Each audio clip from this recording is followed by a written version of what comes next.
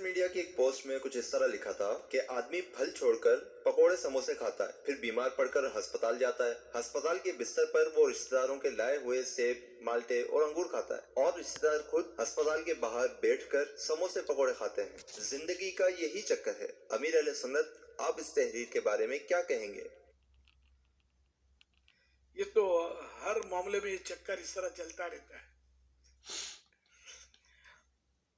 جیسے میں آپ کو جو مثال دوں کہ ہمارے فیلڈ کی مثال ہمارے اطراف میں جو ہے ان لوگوں کی، جیسے پہلے حملے بہت ہوتے تھے اور پولیس والے اور اس طرح کے لوگ مارے جاتے تھے، لیکن دوسرے پولیس والے وہی غفلت کہ ہاں کچھ نہیں ہوتا، لیکن اپنے کو کچھ نہیں ہوتا، تو وہ تو پھر سارے کچھ لوگ جو ہو ہی جاتا ہے۔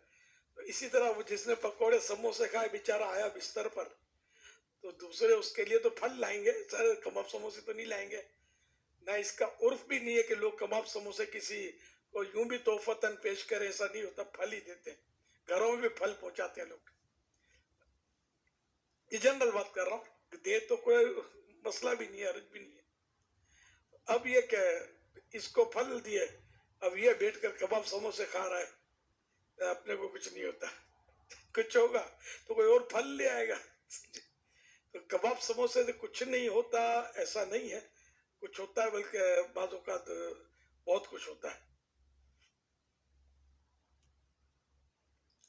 یہ کباب سموسے، پکوڑے، شامی کباب، رول، تلی ہوئی بٹیاں، پوریاں، کچوریاں، پیزے، پراٹھے، اور یہ اپنے تلی ہوئی مچھلیاں۔ مچھلی بہت فائدے والی ہے لیکن کھاتے ہی تلگر ہیں، ڈیپ فرائیڈ۔ یہ فائدہ تھوڑی کرے گی، تو نقصان کرے گی۔ کھانی ہے تو اس کا بیسٹ طریقہ کھانے کا مچھلی ہی ہے، مفید مچھلی بولتے ہیں کہ وہ جو گرل ہوتی ہے نا، کوئلے پر سینکی ہوئی، یہ سب سے اچھی۔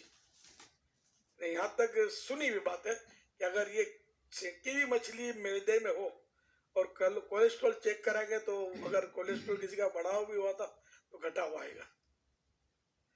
واللہ اعلم، ٹرائی نہیں کیا میں نے۔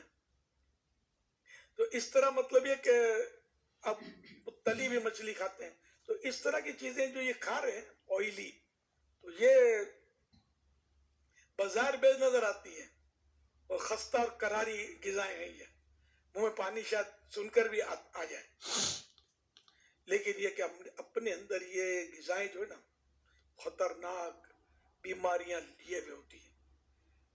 ہر ایک کو ہر حال میں ہو جائے بیماری، یہ ضروری نہیں ہے، لیکن بہرحال ان کے ذریعے بیماریاں ہو سکتی ہیں۔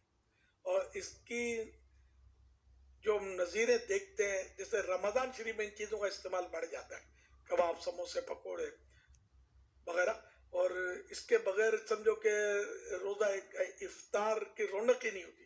افطار کی رونق یہی ہے کباب، سموسے، پکوڑے ہوں، یہ چیزیں ہوں۔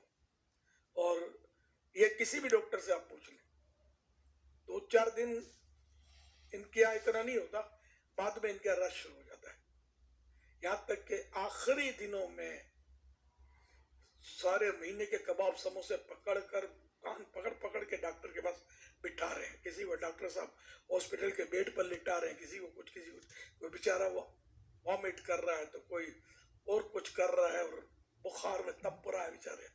یہ تو چھوٹے چھوٹے مرض ہیں،